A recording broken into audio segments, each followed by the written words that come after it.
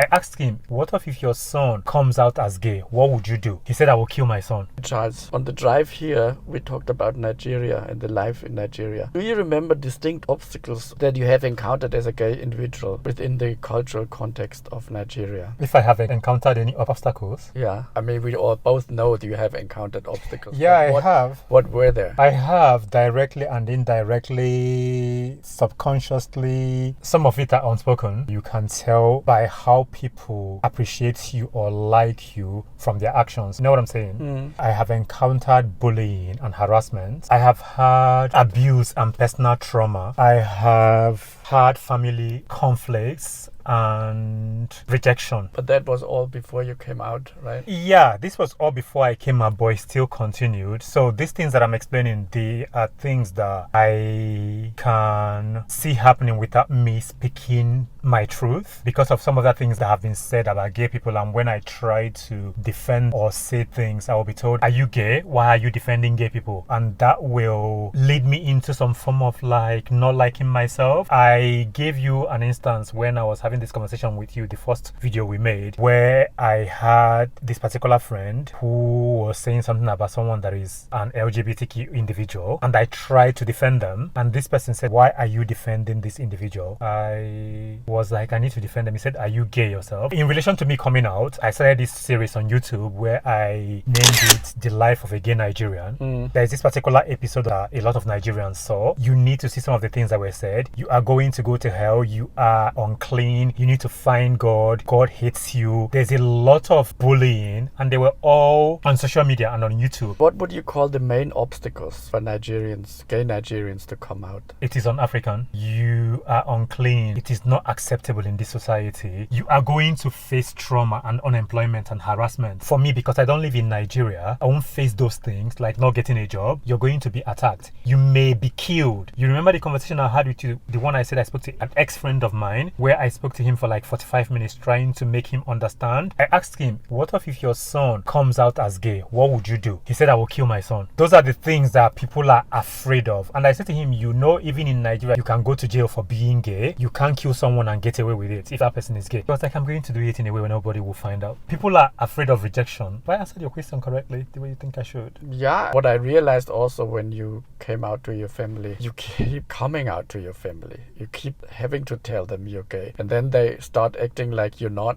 And then you have to do the whole thing all over again. Yeah. I mean, I'm not like really listening into your phone conversations. I noticed that you had the same conversations over and over again. Yeah. You find out that you are coming out to people who are around you, especially family members. You come out to them over and over and over and over again. And it's mentally exhausting. Yesterday, you remember I was saying this to you. I had a conversation with a very close friend of mine. And this friend of mine said, oh, you're going to get married to a woman. And I was like, no, I will not get married to a woman. I'm going to get married to my partner. And that's what it's going to be. As someone that is from Nigeria and Africa in general, you have obstacles, whether you are in the closet. Does that make any sense? You're going to have these obstacles. You're going to have rejections. You're going to have people say things that are so disrespectful to you. I have come a long way that I don't really care about what anyone says to me. I'm not going to face any bullying in a way whereby I won't be able to defend myself. For people who don't have the resources that I have, who don't have the security that I have, obviously it's going to be difficult. You do not have to come out. All you have to do is make peace with yourself. That's the most important thing. Coming to what you said about, is it difficult for people in Nigeria to come out? Of course it is, because people weaponize their beliefs and their religious beliefs and things like this. People want acceptance because of the way Nigeria is as a society. It's very community based. So you want to be able to be included in that community. Remember when I first met you? Yes. When I said to you that I refuse to go to a lot of functions that Africans and Nigerians celebrate in Manchester. And you said to me, why do I not do that? I said to you, because I want my peace of mind. I don't want to be in a situation where people will not treat me like a human being. At the end of the day, it's about our humanity. Your life matters. Do you have any other question for me? No, not for now. Maybe next time.